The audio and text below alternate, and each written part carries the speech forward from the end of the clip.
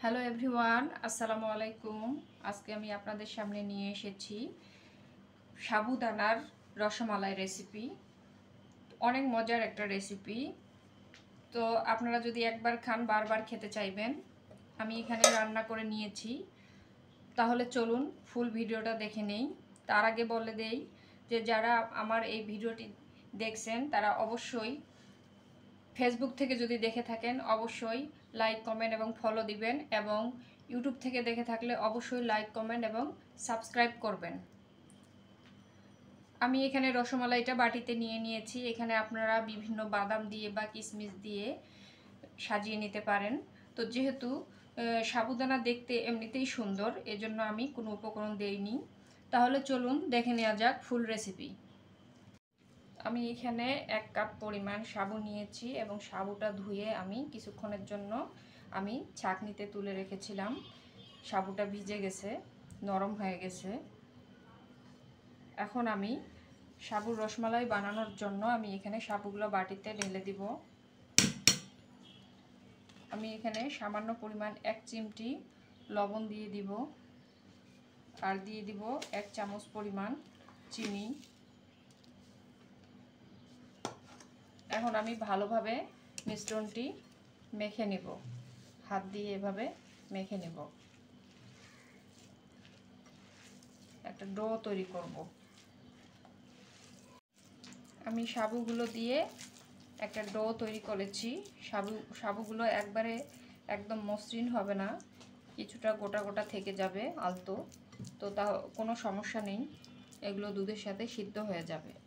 এখন আমি হাতটা পরিষ্কার করে আমি রসমালাই তৈরি করব। আমি হাতের মধ্যে একটু হালকা ঘি মেখে নিয়েছি এবং এভাবে আমি ছোট ছোট করে রসমালাই তৈরি করব, ছোট ছোট সাইজের। আপনারা চাইলে বিভিন্ন শেপে তৈরি করতে পারেন। আমি এভাবে ছোট ছোট করে গোল গোল করে তৈরি করে নিচ্ছি। আমি সবগুলো রসমালাই বানিয়ে নিয়েছি। এখন আমি চুলায় চলে যাব। আমি চুলায় এখানে একটা প্যান বসিয়ে দিয়েছি এবং আগে থেকে জাল করা আমি 1 কেজি গরুর দুধ জাল করে নিয়েছি। দুধটা এখন হালকা গরম আছে। এই পর্যায়ে আমি দিয়ে দিব এখানে 2টা সাদা এলাচ, আর দিয়ে দিব এখানে 1/2 কাপ পরিমাণ গুঁড়ো দুধ। এখন আমি ভালোভাবে মিক্সড করে নিব দুধটাকে।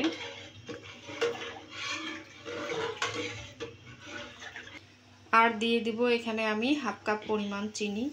আপনারা এখানে কনডেন্স মিল্কটাও দিতে পারেন, তাহলে চিনির প্রয়োজন হবে না। আমি চিনিটাই দিয়ে দিলাম। এখন দুধটাকে একটু জাল করে নিব যতক্ষণ পর্যন্ত না দুধের বলক আসে। দুধে বলক আসলেই আমি রসমালাইগুলো দিয়ে দিব।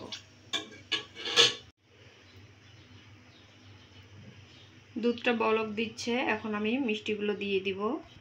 গরম দুধে আমি দিয়ে দিব একটা একটা করে।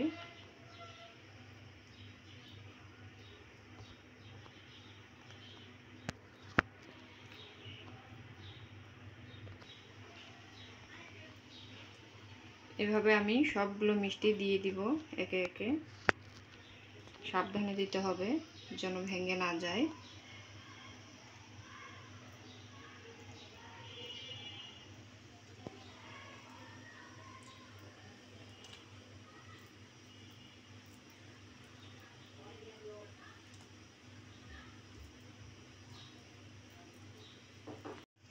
মিষ্টিগুলো দেওয়ার পর সঙ্গে সঙ্গে নেড়ে দেওয়া যাবে না, কিছুক্ষণ অপেক্ষা করতে হবে, নইলে মিষ্টিগুলো ভেঙে যেতে পারে।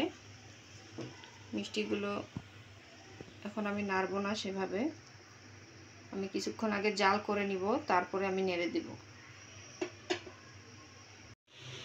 মিষ্টিগুলো কিছুক্ষণ জাল করার পর নিজে থেকেই দুধের মধ্যে এভাবে ভেসে উঠবে। দেখেন ভেসে উঠছে। আমি একটু নেড়ে চেড়ে দিব। দেওয়ার পর আমি 15 থেকে 20 মিনিট এভাবে জাল করে নেব, তারপরে আমি চুলা থেকে নামিয়ে নেব। আমি 15 থেকে 20 মিনিট জাল করে নিয়েছি। মিষ্টিগুলো দেখেন ফুলে কত বড় হয়ে গিয়েছে। আমি একটা দেখাই। কতটা সফট এবং নরম তুলতুলে সিদ্ধ হয়ে গিয়েছে।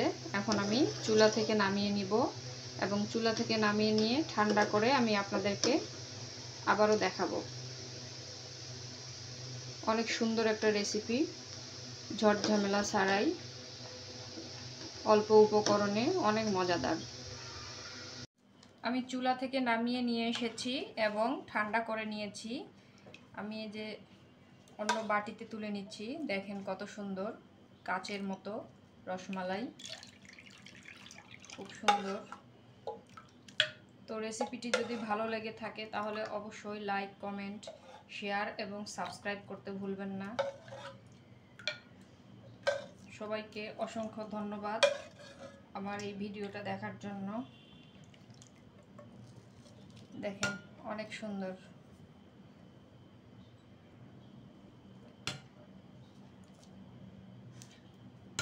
আবারও সবাইকে আসসালামু আলাইকুম। সবাই ভালো থাকবেন, সুস্থ থাকবেন, আমার জন্য দোয়া করবেন। আল্লাহ হাফেজ।